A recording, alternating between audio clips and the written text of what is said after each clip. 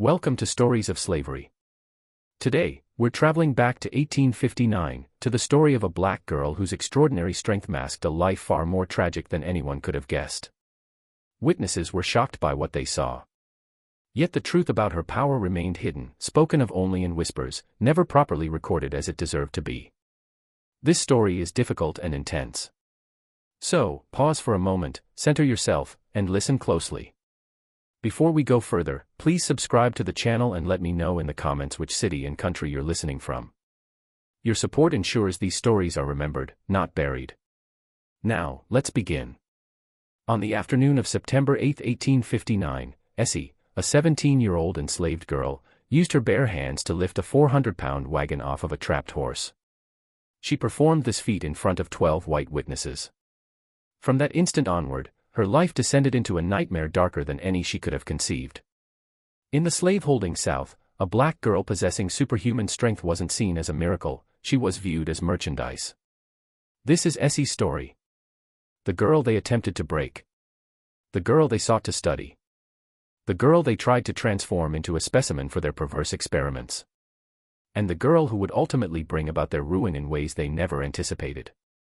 To truly grasp what happened to Essie, you must first understand the world that shaped her. That world was constructed upon the bones of people who looked just like her. The Harrington farm occupied 600 acres of low country South Carolina, roughly 30 miles inland from Charleston. It wasn't one of the grand plantations that later became symbols of the Old South. It was a working farm, modest for its era, owned by a family rooted in the region for 3 generations. The Harringtons cultivated cotton and rice, raised livestock, and held 47 enslaved people who performed all the actual labor. Essie was born on this farm on February 14, 1842. Her mother, Cora, died during childbirth. The labor was lengthy and brutal, and the attending midwife, an enslaved woman named Aunt Bess, fought desperately to save both mother and child. In the end, only one could be saved. Essie never knew her mother. She only knew the stories others told, that Cora was beautiful and strong, that her singing voice could move grown men to tears, that she loved Essie's father with a fierce and forbidden passion. That man was Solomon. He was sold to a Georgia plantation when Essie was just 3 years old. One day he was there, holding her and calling her his little princess. The next, he was gone, loaded onto a wagon with 5 others, taken away forever. Essie screamed for him until her voice failed. She was 3 years old, and her father had been ripped from her life like a page torn from a book. She never saw him again. The enslaved community on the Harrington farm raised Essie. They took turns caring for her, feeding her, teaching her the unspoken rules for surviving in a world built to destroy them. Aunt Bess became a grandmother figure. An older man named Uncle Peter, who worked in the stables, taught her about horses and animals. Ruby, a young woman only slightly older, became her dearest friend and confidant. They noticed something different about Essie almost immediately. At 5, she carried a full water bucket from the well to the main house without stopping. The bucket weighed nearly 40 pounds, a struggle for grown men, but Essie carried it as if it weighed nothing. At 8, during a rainstorm, she helped push a stuck wagon from the mud. 4 men strained against it, making no progress. Essie placed her small hands on the wagon, pushed, and it moved. At 12, a spooked horse kicked her in the chest, sending her flying 10 feet into a hay pile. Anyone else would have suffered broken ribs or internal bleeding. Essie stood up, brushed herself off, and calmly soothed the horse. She wasn't even bruised. The enslaved people recognized what they were seeing. Stories passed down through generations told of people born with inexplicable gifts, those who could see the future, heal with a touch, or possess strength beyond normal limits. In the slaveholding world, such gifts were dangerous. They drew attention, inspired fear, and fear in white people always led to violence. So they hid Essie's gift. They taught her to conceal it, to never lift more than a normal girl, never push harder, never let anyone see her true capabilities. You keep it secret, Aunt Bess told her repeatedly. You hear me, child? What you got inside you, it's a blessing and a curse. The Lord gave it to you for a reason, but the white folks won't see it that way. They'll see you as something to be used, something to be studied, something to be afraid of. And when white folks get afraid of us, they kill us. Essie listened. She learned. She became an expert at appearing ordinary, at holding back, at being invisible. She worked in the fields like everyone else, picking cotton until her fingers bled, bent over rows from sunrise to sunset. Sometimes she worked in the main house, cleaning and serving the Harrington family. She kept her eyes down, her mouth shut, and her strength hidden. For 12 years, this strategy worked. For 12 years, Essie survived by being unremarkable. No one outside the enslaved community knew what she was capable of. Then came September 8, 1859. It was a Thursday, hot and humid, the kind of late summer day where the air feels like wet cotton against your skin. Essie was in the fields that morning with about 30 others, harvesting the last of the summer cotton. Around midday, a commotion broke out near the main road. A wagon had overturned in a ditch, its axle cracked, its cargo scattered. The horse that had been pulling it was trapped beneath, thrashing and screaming, its rear legs tangled in the traces. A group of white men had gathered, including Mr. William Harrington himself. They were figuring out how to lift the wagon without further hurting the valuable horse. "We need more men," one said. "This thing's too heavy. We'll have to send for help from town." "That horse will be dead before help arrives," another replied. "Look at it. It's panicking. It'll break its own legs if we don't get it out soon." Essie watched from the field's edge with other enslaved workers. They had stopped picking to see what was happening. No one expected their help. They were property, not participants in white men's decisions. But Essie heard the horse screaming, saw its wild eyes and desperate struggles. Uncle Peter had taught her to love horses, to understand their pain. She knew with absolute certainty the horse would die if she didn't act. For a moment, she hesitated. 12 years of careful concealment. Aunt Bessa's warning echoed in her mind. But the horse was dying right before her eyes. Essie made her choice. She walked forward, past the other workers, past the arguing white men. She approached the overturned wagon, planted her feet in the mud, and gripped the wooden frame. "What the hell are you doing, girl?" one man shouted. "Get away from there." Essie didn't respond. She took a deep breath, tightened her grip, and lifted. The wagon rose, 400 pounds of wood, iron, and scattered cargo lifted off the ground by the arms of a 17-year-old girl who barely weighed 120 pounds herself. She held it steady while the horse scrambled free. Then she set the wagon down gently and stepped back. Absolute silence followed. 12 white men stood frozen, staring at Essie with expressions ranging from disbelief to awe to something darker, something calculating. William Harrington was the first to speak. "How did you do that?" he whispered. Essie looked at the ground. "I don't know, sir. I just did." Harrington walked toward her slowly, circling her like a wild animal, examining her from every angle with narrowed, thoughtful eyes. "How much can you lift?" he asked. "I don't know, sir." "Show me." Just like that, 12 years of hiding ended. In the following hours, Harrington subjected Essie to tests. He had her lift barrels, sacks, equipment. He had her pull a loaded wagon alone. He had her arm wrestle the strongest man on the farm, a field hand named Big Marcus who weighed over 250 pounds. Essie won every time. She lifted everything placed before her. She pulled the wagon without effort. She pinned Big Marcus's arm in under 3 seconds. The watching white men murmured among themselves. Essie caught fragments: freak, demon, unnatural. But other words surfaced too: valuable, profitable, opportunity. That night, locked in her cabin, Essie finally cried. Ruby held her, stroking her hair and whispering empty comforts. "Maybe it'll be all right," Ruby said. "Maybe they'll just put you to harder work." But both knew it wouldn't be all right. Something fundamental had changed. Essie had revealed herself, and now she would pay the price. The price arrived 3 weeks later, on October 1, 1859. A carriage pulled up carrying a well-dressed white man in his 50s, silver hair, pale gray eyes, soft hands untouched by labor. His name was Dr. Silas Whitmore, a Charleston physician with a particular obsession.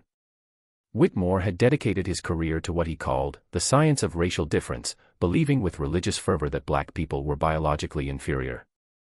He spent his life trying to prove this through research, experimentation, and the systematic torture of enslaved bodies. Whitmore had heard about Essie through the planter class gossip network. A black girl with superhuman strength, an anomaly demanding investigation. He had come to buy her. William Harrington received Whitmore in the parlor. They drank whiskey and talked business while Essie waited outside, guarded by 2 overseers. "I'll give you $2,000 for her," Whitmore said. "Cash today." Harrington nearly choked. $2,000 was 4 times what a healthy field hand would fetch, more than Harrington had profited all previous year. "That's a generous offer," Harrington said carefully. "But I have to ask why she's worth that much to you." Whitmore smiled, something cold in it. "I'm a man of science, Mr. Harrington. I've spent my career studying physiological differences between races. This girl represents something unprecedented, a deviation that might prove the rule. I intend to study her thoroughly." "Study her how?" "That's not your concern. Your concern is whether you want $2,000 by sundown. I suggest you take the money." Harrington took the money. Essie was loaded into Whitmore's carriage that same afternoon. No time to say goodbye, no time to gather her few possessions. She was simply taken, like furniture moved from one house to another. As the carriage pulled away, she looked back at the enslaved people gathered at the road's edge. Aunt Bess, face streaming with tears. Uncle Peter, jaw set with helpless rage. Ruby, one hand raised in farewell. Essie turned away. She didn't cry. She simply sat, hands folded, eyes fixed ahead. Whatever came, she would face it. She had no choice. The 2-day journey to Charleston passed in silence. Whitmore sat across from her, reading medical journals and making notes, occasionally studying her with those cold gray eyes before returning to his reading. He treated her as a specimen already. They arrived on October 3, 1859. Charleston was South Carolina's largest, wealthiest city, a hub of cotton and slave commerce, elegant townhouses lining streets, harbor crowded with ships. A glittering facade over human suffering. Whitmore's residence was a large brick mansion on Meeting Street, one of the city's most prestigious addresses. From outside, it appeared the home of any wealthy gentleman. Inside, it was something else entirely. Whitmore led Essie through the front door, down a long hallway past parlors and libraries, then downstairs to the basement, then further down to a sub-basement Essie hadn't known existed. The air grew colder. Walls changed from plastered brick to bare stone. Finally, they reached a heavy wooden door reinforced with iron bands. Whitmore unlocked it. "This will be your home for the foreseeable future," he said, pushing it open. "I hope you'll find it comfortable." The room beyond was a nightmare. Large, perhaps 30 by 40 feet, with a high ceiling and no windows. Shelves lined the walls, holding jars of preserved organs, surgical instruments, leather restraints, devices whose purposes Essie couldn't identify. In the center stood a large wooden table fitted with iron shackles. Along one wall, a row of iron cages, each large enough for a human. The smell hit her like a physical blow: blood, antiseptic, and something else, something rotten, something dead. "I've been doing this work for 20 years, Whitmore said, strolling through with the casual air of a man showing off his workshop. "I've examined hundreds of specimens, but never anything like you. A Negro with strength far beyond what the race should be capable of. It defies everything I thought I knew." He turned, eyes gleaming with fervor. "I'm going to find out why. I'm going to discover the source of your strength. And when I do, I'll publish my findings in the most prestigious medical journals. This will be my legacy." Essie said nothing. She was in the hands of a monster, and no words would change that. "Put her in the third cage," Whitmore said to someone behind her. 2 large white men with thick arms and cruel faces moved toward her. Essie could have fought, broken their bones like twigs, but she didn't. Not yet. She needed to understand this place, learn its secrets, wait for the right moment. She let them lead her to the cage. She let them lock her inside. She sat on the cold stone floor and watched them leave, the heavy door swinging shut, the lock clicking into place. Alone in the darkness. Alone with the jars, the instruments, the smell of death. But not broken. Not yet. Not ever. In that moment, Essie made herself a promise: she would survive whatever came, find a way out, and make every person responsible for her suffering pay. She didn't know how or when, but she knew she would keep that promise. She had always been strong. Now she would discover just how strong. The experiments began the next morning. Whitmore arrived with his assistants at sunrise. They opened her cage, brought her to the central table, strapped her down with leather restraints reinforced with iron chains. They pulled up her shirt, examined her torso with cold hands and clinical detachment. "We'll start with measurements," Whitmore said, producing calipers. "I want exact dimensions of every bone, every muscle, every organ we can access without surgery." For 4 hours, they measured her arms, thighs, shoulders, chest. They squeezed her muscles, noted their density. They tested reflexes with small hammers. They drew blood and examined it under a microscope. Through it all, Essie remained silent. No resistance. No tears.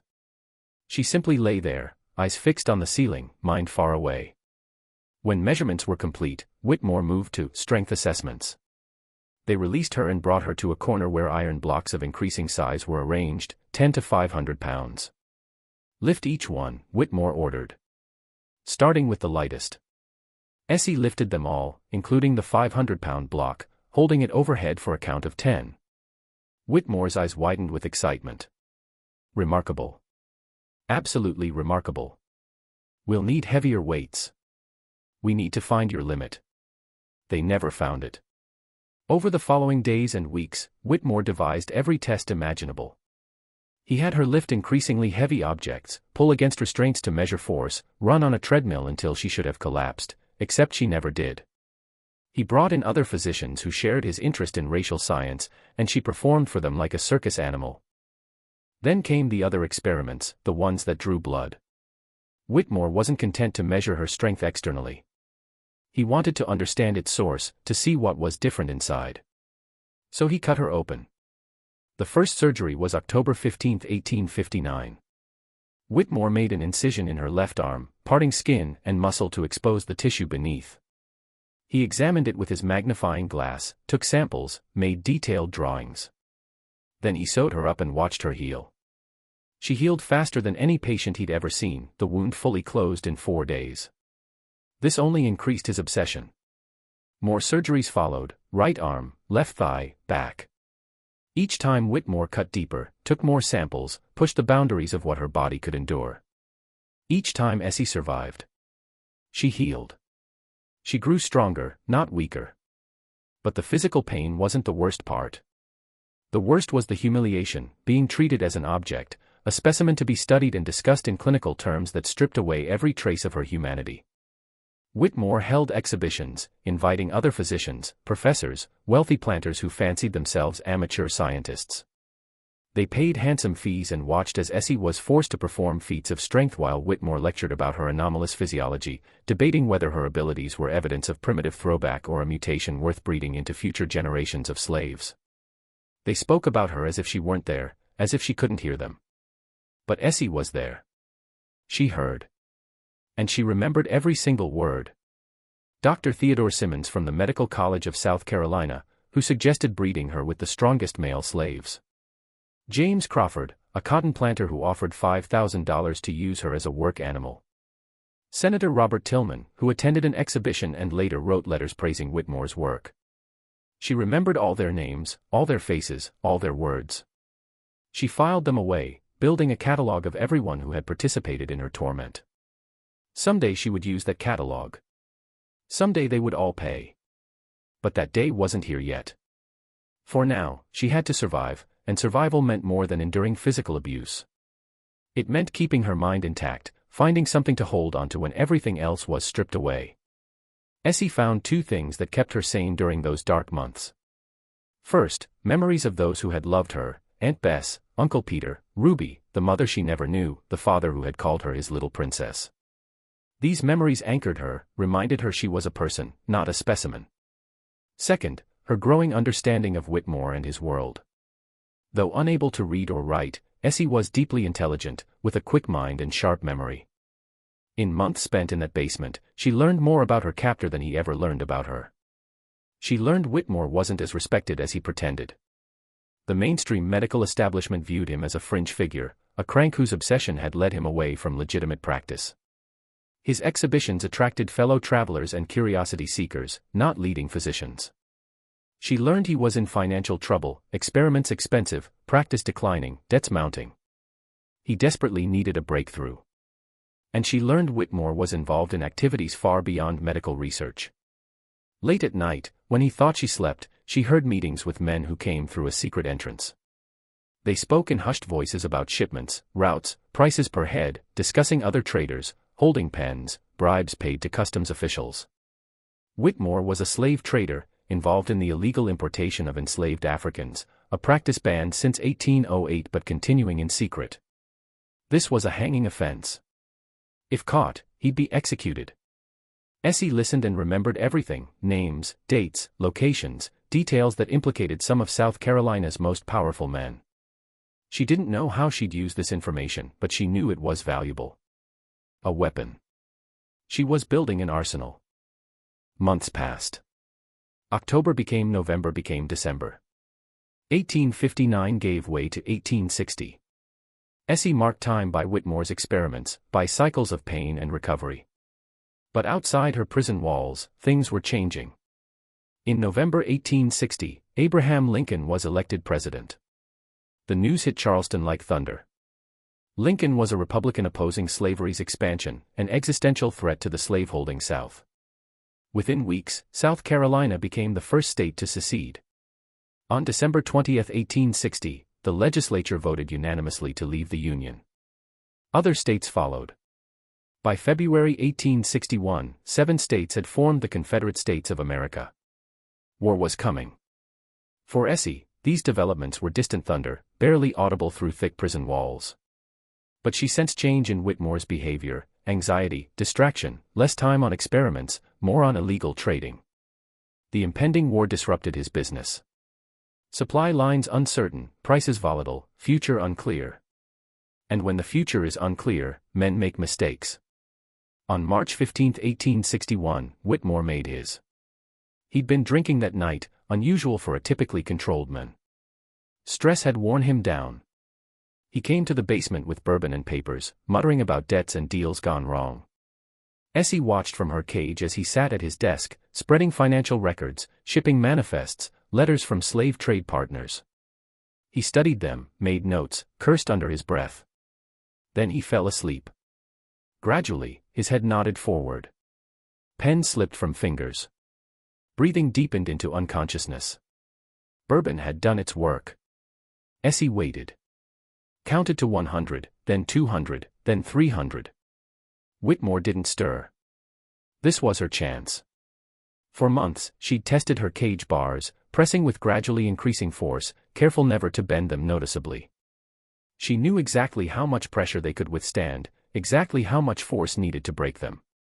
She pressed. Iron groaned. She pressed harder. Metal began to bend. The sound seemed impossibly loud in the silent basement. Essie froze, eyes fixed on Whitmore. He shifted slightly, mumbled, then settled back into sleep. She continued. Bar by bar, she bent the iron wide enough to slip through. It took nearly an hour, agonizing increments, stopping whenever Whitmore showed signs of waking. Finally, the gap was wide enough. Essie squeezed through, body scraping against bent metal, and stepped onto the cold stone floor. Out of the cage, but not yet free. Moving silently, bare feet making no sound, she approached Whitmore's desk. She looked down at the papers. She couldn't read them, letters and numbers meaningless, but she'd spent months listening to Whitmore discuss these documents.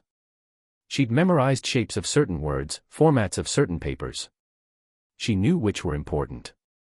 She gathered them all, every paper on the desk, every document in drawers. She found a leather satchel in the corner and stuffed everything inside. Then she looked at Whitmore, asleep and helpless. She could kill him. Easy, a single blow with the strength that made her so valuable. He'd never wake, never hurt anyone again. But death was too simple, too clean. Whitmore deserved worse. He deserved to see everything he'd built collapse, to watch the people he'd hurt rise up and destroy him. Essie found a knife on a nearby table, one of the surgical instruments used to cut her flesh so many times. She picked it up and walked to where Whitmore slumped in his chair. She didn't kill him.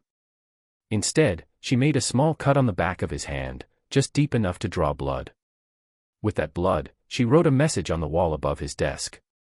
Words crude, barely legible, she'd never written before, but had watched Whitmore write and memorized shapes of certain letters. It took a long time, each letter formed with painstaking effort. When finished, she stepped back and looked at her work. The message read, "You measured me. Now I have the measure of you. Not elegant, not eloquent. But enough." Essie took the satchel and left the laboratory. Climbed stairs to the main level, moving silently through darkened hallways. Found a back door to the garden, slipped outside into the cool March night. For the first time in almost 18 months, she was free. But not safe. A fugitive now, a runaway slave in the heart of the Confederacy. If caught, she'd be returned to Whitmore, and punishment would be beyond anything she'd experienced. She needed to disappear, become invisible, find allies to help her survive and plan her next move. Making her way through Charleston streets, staying in shadows, avoiding gas lamps, she knew where to go. Whitmore's assistants had talked about a part of the city where free blacks lived, where runaways sometimes found shelter, where authorities didn't look too closely. She found it as dawn broke, a neighborhood of small wooden houses and narrow streets tucked away where wealthy white residents preferred not to see. She knocked on doors until someone listened. Her name was Mrs. Harriet Cole, a free black woman in her 60s, a seamstress by trade who made it her mission to help enslaved people escape. She listened to Essie's story with wide eyes and a steady heart. "You escaped from Whitmore," Mrs. Cole said when Essie finished. "Lord have mercy. I've heard stories about that man. Terrible stories. You're lucky to be alive, child." "I'm not lucky," Essie said. "I'm strong. And I'm not done yet." She opened the satchel, showing the documents. "I don't know what all these papers say," she admitted. "But I know they're important. I heard Whitmore talking. Names of people who buy and sell slaves illegally. Dates and places of shipments from Africa. Evidence that could send men to the gallows." Mrs. Cole examined the papers with growing astonishment. "Child, do you know what you have here? This could bring down some of the most powerful men in South Carolina." "I know," Essie said. "That's what I want." Mrs. Cole was silent a long moment, then nodded slowly. "All right. I know people who can help.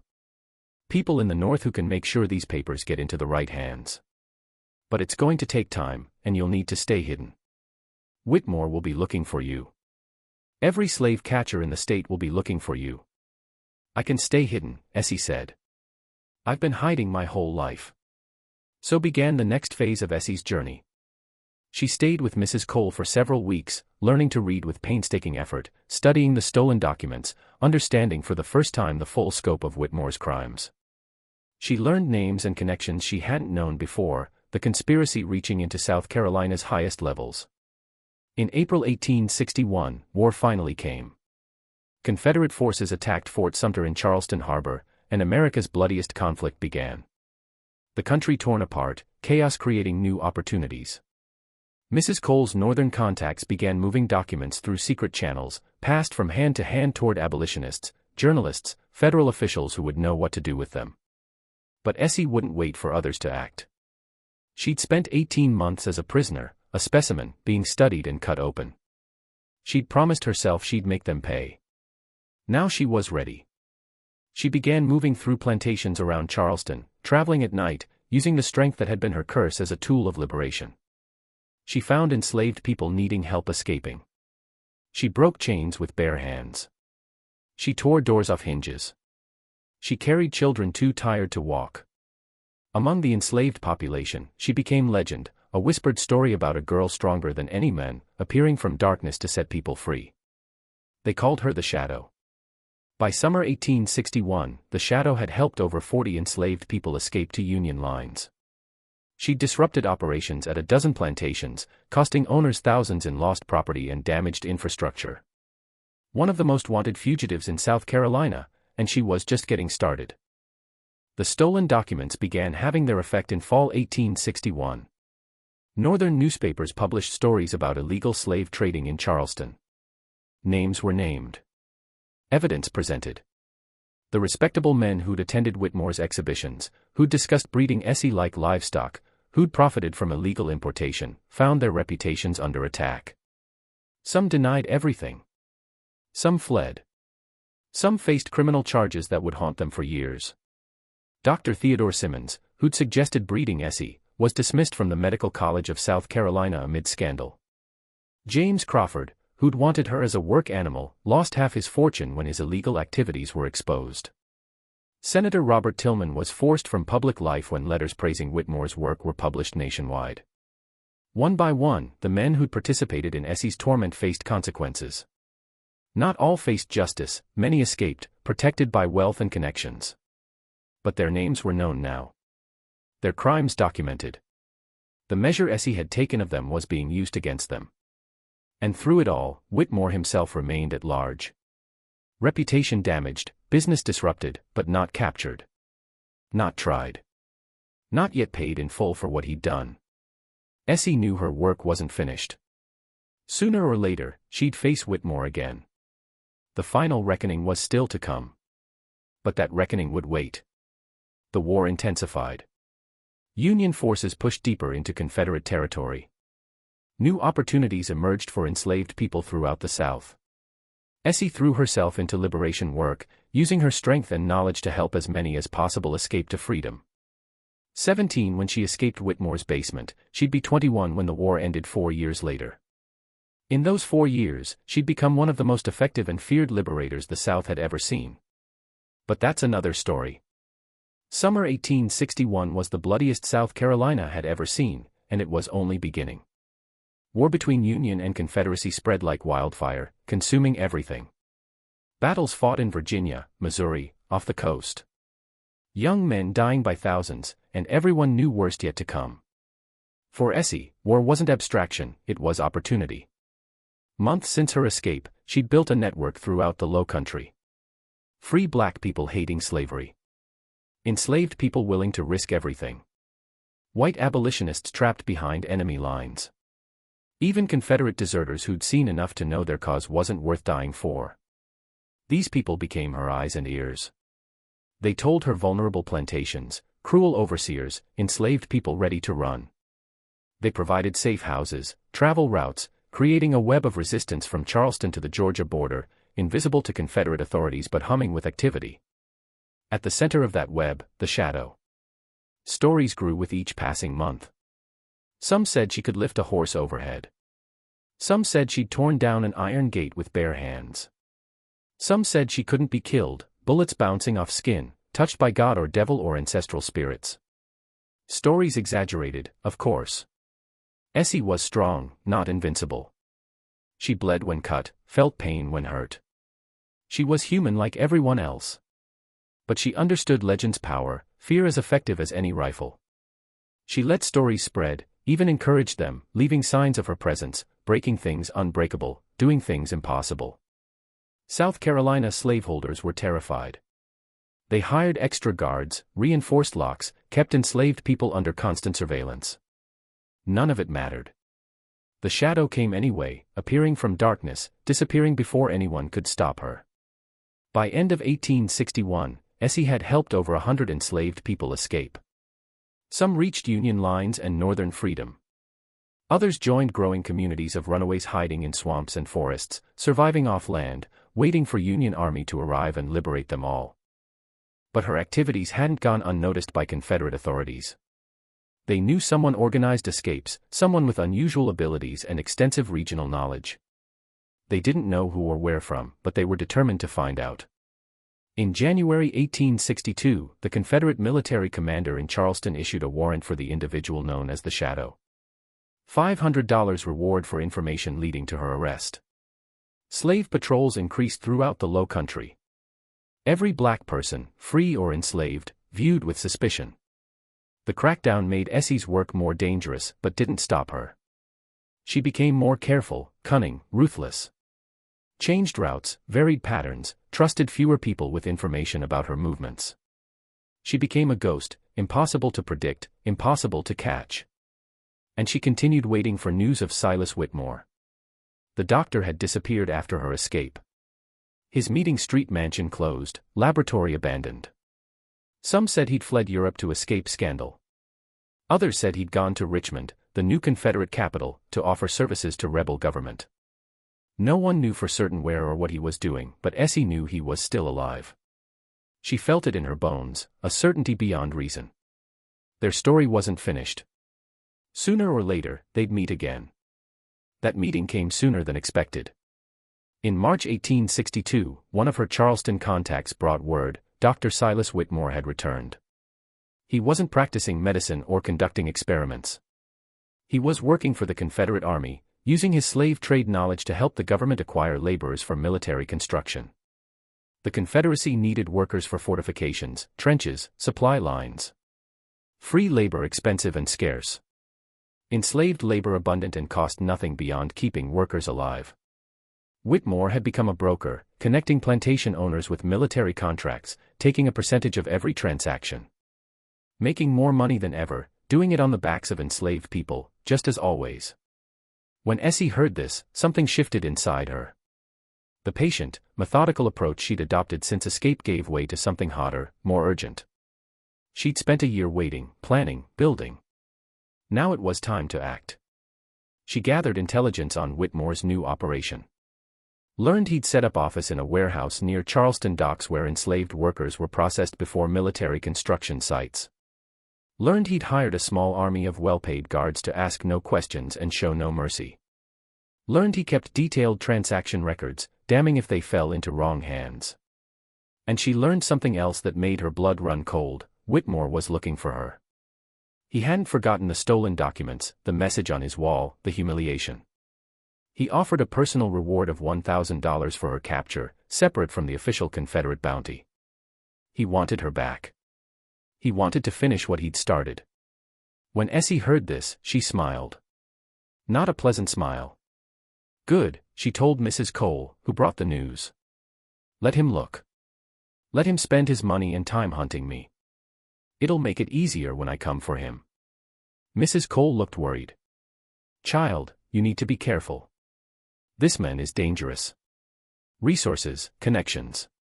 If he finds you. He won't find me, Essie said. I'll find him first. She began planning her attack.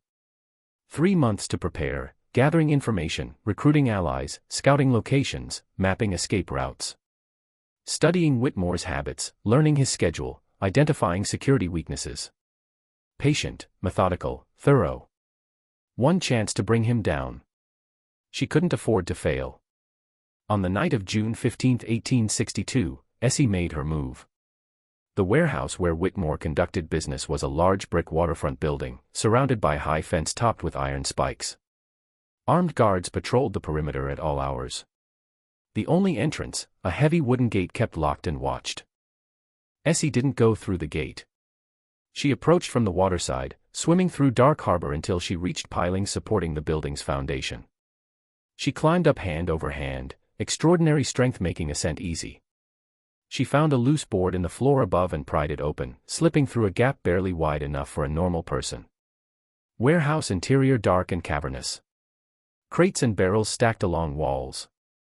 In the center, an open area where enslaved people were held before transport. Empty now, workers moved out earlier that day. Essie moved through shadows, bare feet silent on wooden floor. Voices from a room at the back, Whitmore's office. She crept toward it, staying low, using stacked cargo as cover. Door open a crack. Lamplight spilled through, a thin gold line across the floor.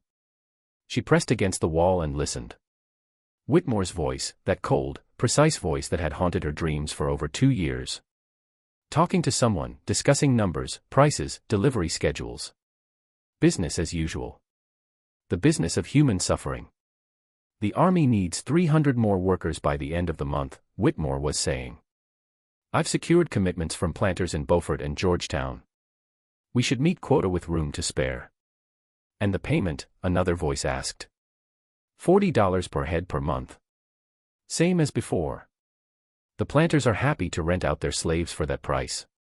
Pure profit for them. And we take our cut off the top. Essie's hands clenched into fists. $40 a head. That was what a human life was worth to these men. $40 a month paid to people who'd never done a day's work, while actual workers labored, suffered, and died. She'd heard enough. Essie pushed open the door and stepped into the office. Whitmore sat behind a large wooden desk, papers spread before him, pen in hand.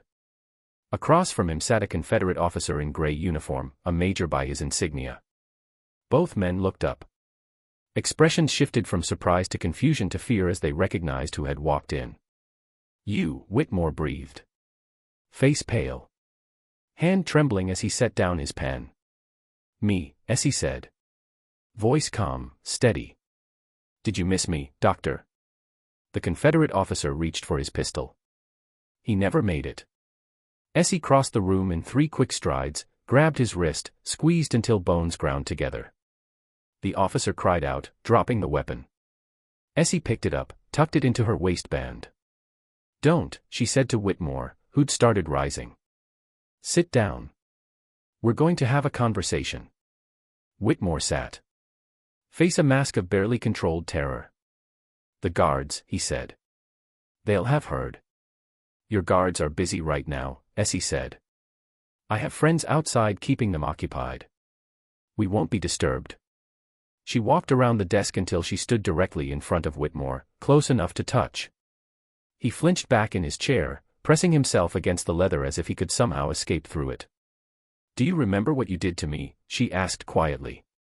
"Do you remember the cage, the experiments, the surgeries?" Whitmore's mouth opened and closed. No sound came out.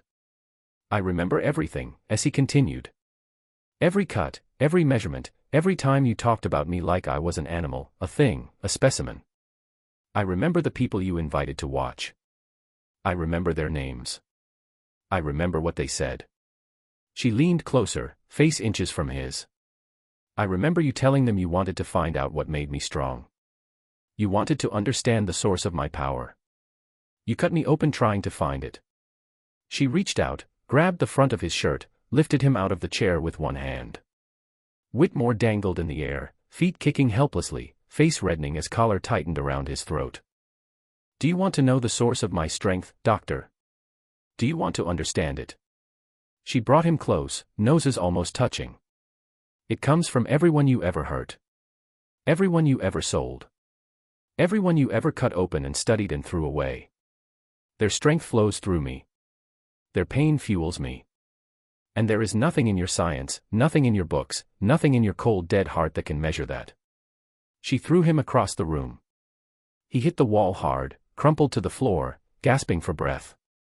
The Confederate officer had watched with wide eyes. He hadn't moved since Essie took his gun. Now he raised hands in surrender.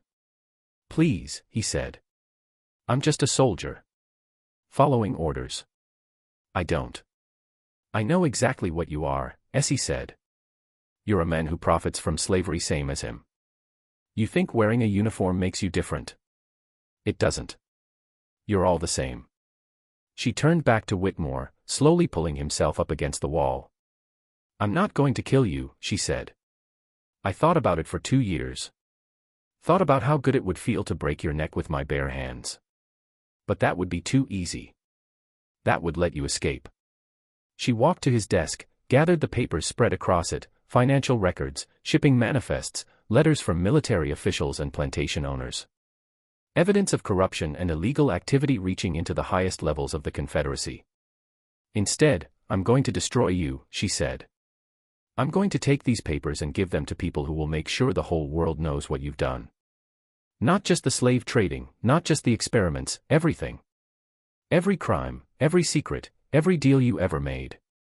She stuffed the papers into her satchel. "Your name is going to become a curse. People will spit when they say it. Your family will be ashamed to admit they knew you. And you're going to live long enough to see it all happen. That's your punishment. That's your sentence." Whitmore had managed to stand, leaning against the wall for support. Blood on his lip where he'd bitten it during the fall. Eyes wild, desperate. "You can't do this," he said. "You're just a slave. You're nothing. You're property." Essie walked toward the door, then stopped and turned back. "I was never property," she said. I was never nothing. You just couldn't see it because you were too blind, too stupid, too convinced of your own superiority to recognize the human being standing right in front of you. She opened the door. Goodbye, doctor. I hope you live a very long time. She walked out and disappeared into the warehouse darkness. Behind her, Whitmore screamed for guards, for help, screamed threats and promises and pleas. But no one came. Her allies outside had done their work well. By the time guards finally responded, Essie was long gone, slipped back into the harbor, swam to a waiting boat, vanished into the night. The papers she'd taken would be on their way to Union lines within the week. The destruction of Silas Whitmore had begun.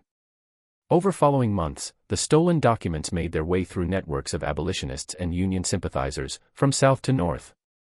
They were copied, analyzed, disseminated to newspapers, government officials, military commanders. The revelations were devastating. Whitmore's records showed involvement in illegal importation of enslaved Africans for over 15 years. They showed bribes paid to customs officials, harbor masters, law enforcement. They showed connections to some of South Carolina's most prominent families, people who publicly denounced the illegal slave trade while secretly profiting from it. The records also revealed the extent of Whitmore's medical experiments. Detailed notes described procedures performed on dozens of enslaved people over the years, names, dates, outcomes.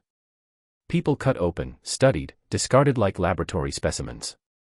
People who died in agony so Whitmore could satisfy twisted curiosity about racial differences. When revelations became public, reaction was swift and severe. In the North, abolitionists held up the records as proof of slavery's horrors. Newspapers published excerpts from his notes describing experiments in graphic detail. Politicians cited his activities as justification for war, arguing the Confederacy was a criminal enterprise needing destruction. In the South, response was more complicated. Some Confederate leaders tried distancing themselves, claiming his activities isolated and unrepresentative. Others defended him, arguing his work was legitimate scientific research misrepresented by Northern propagandists. But damage done. Whitmore's reputation destroyed. Business collapsed.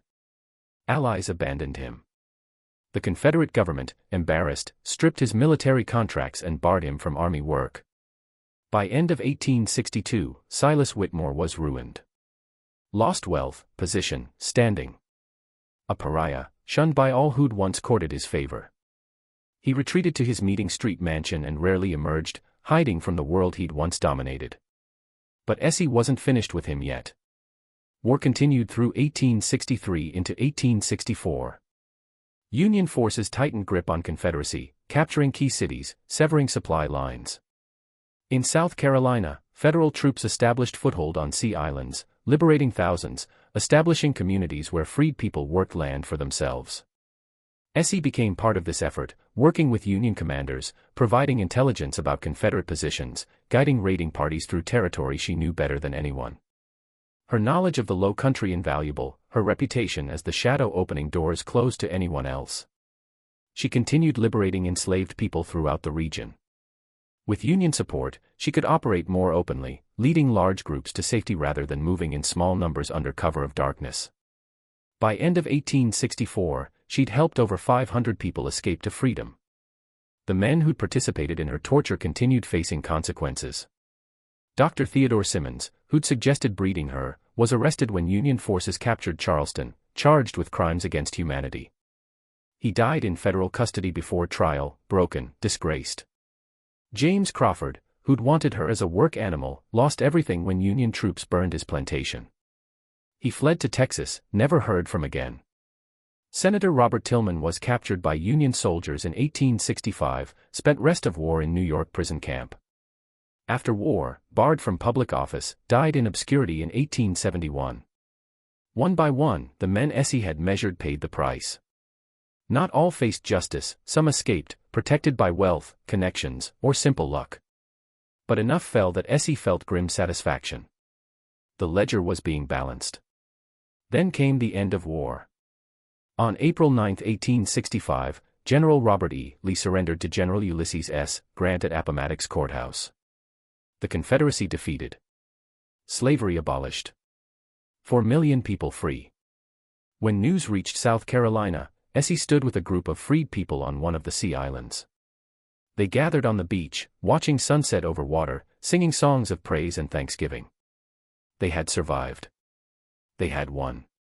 The nightmare was finally over. But for Essie, one more task remained. One more account to settle. On April 18, 1865, Union forces entered Charleston. The city that had been cradle of secession, heart of Confederacy, fell without a fight. Confederate soldiers fled, leaving civilians and freed people to greet conquering army. Essie was among first to enter. She walked through streets once traveled in fear, past buildings where she'd hidden from slave patrols, through neighborhoods where she'd helped enslaved people escape to freedom. The city was different now. Old order crumbling. New world being born. She made her way to Meeting Street, to the mansion where she'd been held prisoner, tortured, studied, treated like an animal.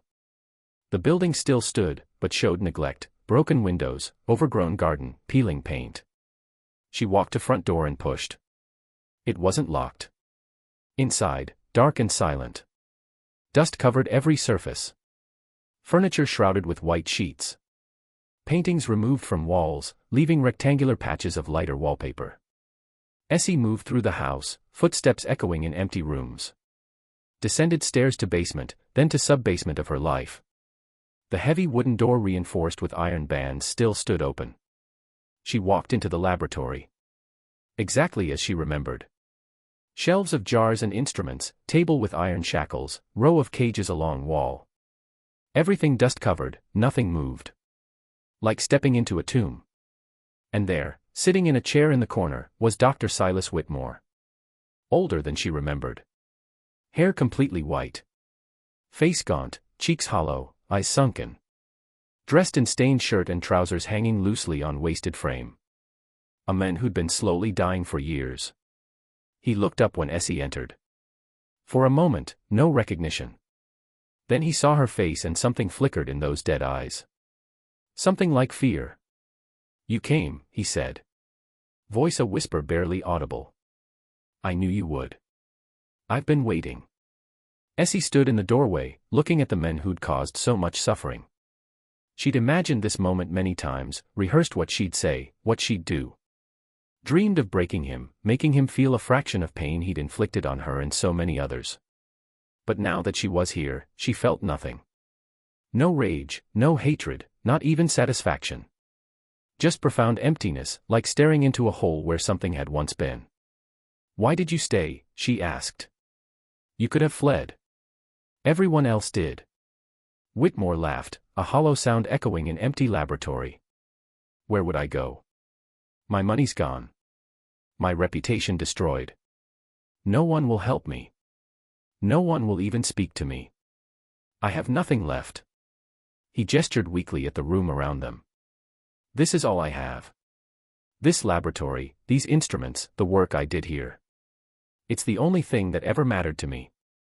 The only thing that made me feel alive." He looked at Essie with something like curiosity. "I've thought about you every day since you escaped. I've wondered how you did it, how you bent those bars, how you survived. I thought I understood what you were, but I was wrong. I never understood anything." Essie walked slowly toward him. Stopped a few feet away, close enough to touch, close enough to kill with a single blow. "You wanted to know where my strength came from," she said. "You cut me open trying to find it. You studied me like a specimen. But you never found anything, did you? Because you were looking in the wrong place." She crouched down to eye level with him. "My strength doesn't come from my muscles or my bones or my blood. It comes from here." She placed her hand over her heart. "It comes from everyone who ever loved me. My mother who died bringing me into this world. My father who was ripped away when I was 3. The people who raised me and protected me and taught me how to survive. The people I've helped escape to freedom. The people who believed in me when I had nothing left." She stood up. "That's what you could never understand. That's what all your science and all your experiments could never measure. We're not animals. We're not specimens. We're human beings. And the strength that comes from that, from love and hope and the refusal to be broken, is greater than anything you can imagine." Whitmore stared at her for a long moment. Then he bowed his head. I know, he said quietly. I know that now. I've had a long time to think about it. About what I did, about who I was, about the monster I became. He looked up again. I'm not asking for forgiveness. I know I don't deserve it. I'm not asking for mercy. I know what I deserve. I'm just asking you to understand that I know. I finally understand. Essie was silent. She hadn't expected this. Had expected defiance, fear, denial, not this quiet acknowledgement of wrongdoing. This broken confession from a broken man. It doesn't change anything, she said finally. It doesn't bring back the people you killed. It doesn't heal the wounds you inflicted. It doesn't undo the suffering you caused. I know, Whitmore said. Nothing can change that. Nothing can make it right. I just wanted you to know before the end that I understand now. That I see what I was. That I'm sorry. Essie looked at him for a long time. She thought about everything he'd done, not just to her, but to dozens of others. The lives destroyed, families torn apart, pain inflicted in the name of science. She thought about what he deserved. And then she made her decision. I'm not going to kill you, she said. I could. It would be easy. But that would make me like you. That would make me a monster, and I refuse to be a monster. She turned toward the door. The Union Army is in the city. They'll be looking for war criminals, men who participated in atrocities, men like you. I'm going to tell them where to find you. What happens after that is up to them. She paused at the doorway and looked back. I hope you live a long time, Doctor. I hope you have years and years to think about what you did. I hope you remember the faces of everyone you hurt. I hope they haunt you until the day you die. She walked out of the laboratory and did not look back. 3 days later, Union soldiers arrested Silas Whitmore at his Meeting Street mansion. He was charged with crimes against humanity and transported to a federal prison in New York to await trial. He never made it to the courtroom. On August 12, 1865, he was found dead in his cell. Official cause, heart failure. But those who saw the body said he looked like a man who'd simply stopped wanting to live. When Essie heard the news, she felt nothing. No satisfaction, no relief, just the same emptiness she'd felt confronting him in his laboratory. It was over. The monster was dead. But the world he'd helped create was still there. Still broken.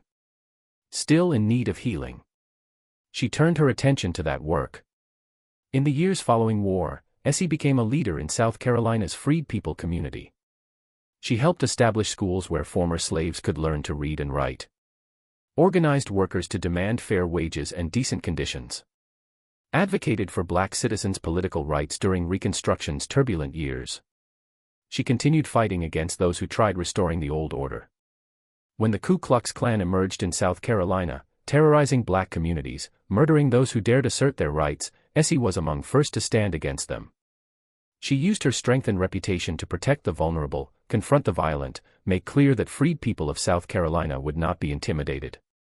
Stories about her continued growing. People said she'd once fought off a dozen Klansmen single-handed.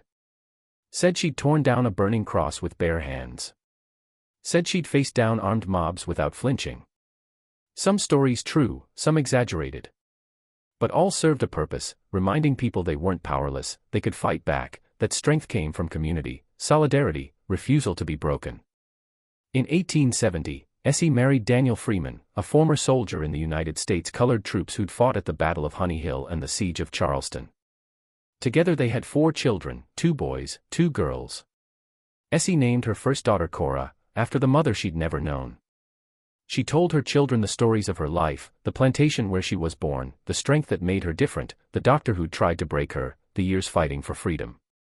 She told them so they'd understand where they came from, so they'd know what their mother had survived, so they'd carry her strength into the future. The Reconstruction years gave way to Redemption years as white Southerners reclaimed political power, systematically stripping away rights black people had won. Jim Crow laws passed. Segregation enforced. The promise of freedom betrayed again and again by a nation that couldn't bring itself to treat all citizens equally. Essie watched with sorrow, but not surprise. She'd never believed freedom would come easily. Never expected the war's victory to end the struggle. She knew justice's fight wasn't a single battle but a long campaign continuing for generations. She did what she could. Organized.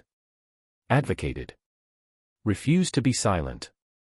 And when she could no longer fight, she passed the torch to her children and grandchildren, trusting them to continue the work she'd begun.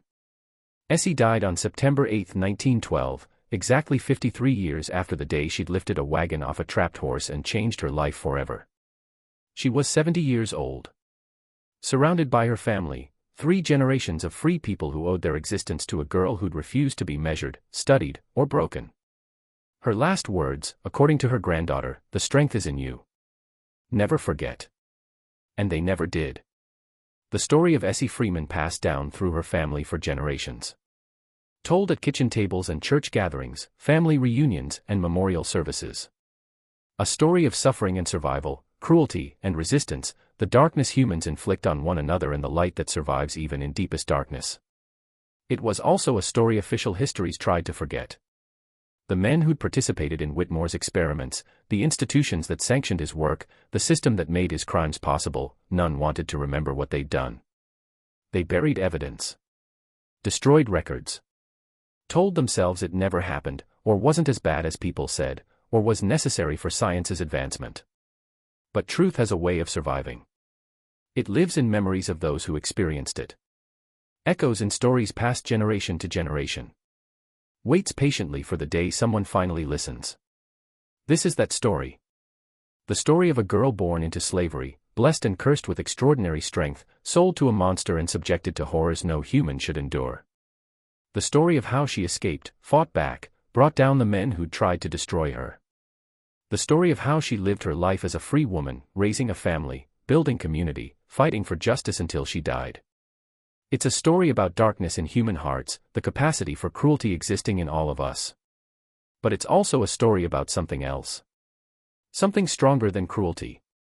Something that can't be measured or studied or explained by science. The strength that comes from love. The power that comes from community. The resilience that comes from refusing, absolutely and unconditionally, to be broken. Essie Freeman had that strength. She carried it from the plantation where she was born, to the laboratory where she was tortured, to the battlefields of the Civil War, to the communities she helped build in the years that followed. She passed it to her children, grandchildren, and all generations after. And it's still there today, in everyone who fights for justice, stands against oppression, refuses to accept that the way things are is the way things have to be. The shadow is gone, but her strength remains. It flows through history like an underground river, invisible but unstoppable, waiting for moments it's needed most. This is Essie's legacy. Not the scars on her hands, or the stories in newspapers, or the documents that brought down her tormentors. Her legacy is the strength itself. The unbreakable thing that lives in hearts of all who refuse to be measured, studied, or defined by those who would destroy them. The strength that can't be explained. The power that can't be contained. The light that burns in darkness, no matter how deep.